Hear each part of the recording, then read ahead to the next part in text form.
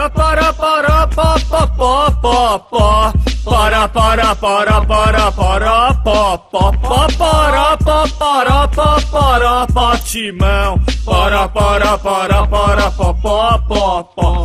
O estádio do Corinthians é ruim de construir. Na segunda divisão vou jogar no Morumbi. Porque no Timão vou dizer como é que é. Só tem perna de pau, cara ruim, Zé Mané. De pensar na segundona, a Fiel já treme. O jogo dos gambás só vão rolar em rádio AM. Eu dou o maior conceito para os amigos meus. O Timão caiu sentado e o Vampeta se fudeu.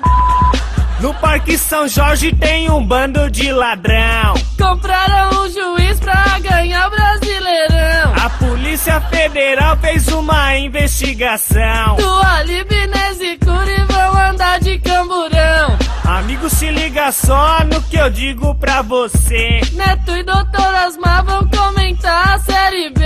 Acabou a parceria com a tal MSI. O dinheiro foi lavado e a sujeira tá aí. É que lá o time é ruim e só toma pau. Vão tomar uma sacolada do América de Natal. Esse rap é maneiro e eu digo pra vocês. Pra salvar o Corinthians nem o Bento 16. Em 2005 roubaram o Internacional. E acham que em 2000 foram campeão mundial. Mas a Libertadores o Corinthians nunca viu. Caiu pra segundona pra alegria do Brasil. E o Valdívia ontem fez calar todo o Morumbi. Engole o Choruíno e vê se pede pra sair. Palmeiras já provou que o Corinthians é seu freguês. No próximo jogo leva pau mais uma vez. E torcer pro Corinthians não leva a nada. Finalizo esse rap detonando a galinhada.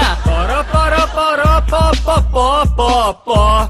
Para para para para para pa pa pa para pa para pa para pa Timão.